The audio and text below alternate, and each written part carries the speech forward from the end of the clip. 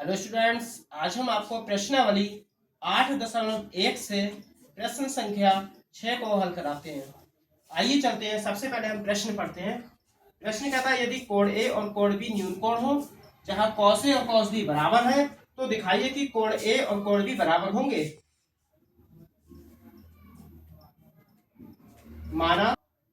माना त्रिभुज A B C में कोण सी 90 अंश, कोण ए 90 अंश, कोण भी 90 अंश है। तो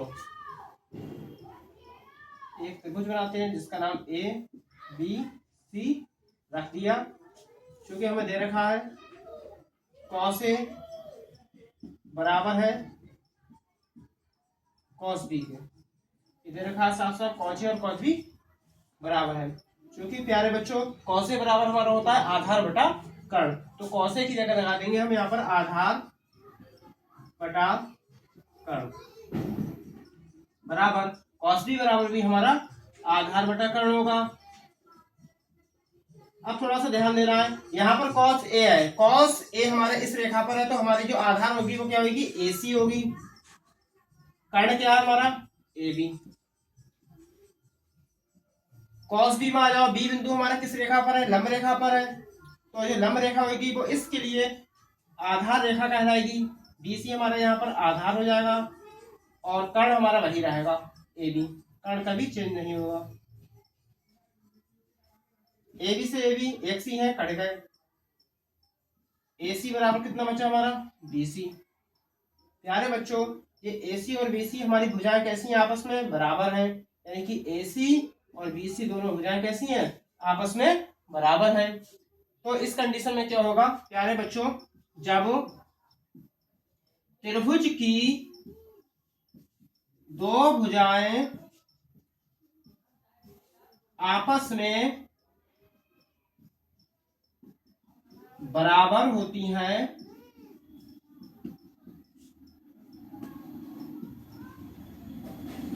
तो उनके सम्मुख बने कोण भी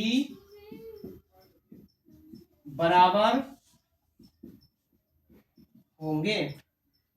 अतः कोण ए बराबर होगा कोण बी के।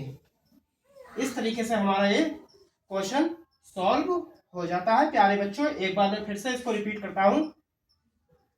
सवाल कहता है हमारा कोण ए कोण बी न्यून कोण है, जहां कॉस ए और कॉस बी बराबर दे रखे हैं, तो दिखाइए कोण ए कोण बी बराबर है। सबसे पहले हम एक ट्राइंगल बनाएंगे जिसका नाम हमने एबीसी रख दिया। इसमें दे रखा कॉस ए कॉस बी बराबर है, तो अब कॉस, चूंकि बच्चों कॉस ए बराबर होता है हमारा आधार बटा कर्ण। जब हमारा ए देखेंगे हम एक कौन सी रेखा पर त्रिभुज, इस रेखा पर, तो आधार हमारा इसके लिए कौन सा हो गया, ए सी। कर्ण हमारा कौन सा है, ए बी है, बराबर कॉस बी। कॉस बी कौन सी रेखा पर है, इस रेखा पर है, तो इसका जो आधार हो गया वो कौन सा होगा हमारा, डी सी होगा।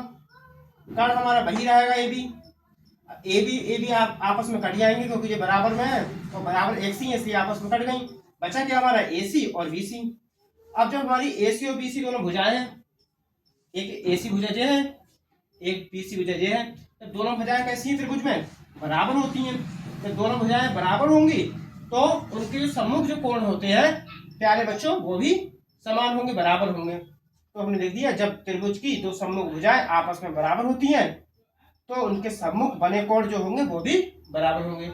इस प्रकार हमारा जो कोण ए और कोण बी कैसे होंगे, बराबर होंगे। यही हमें सिद्ध करवा रहा था।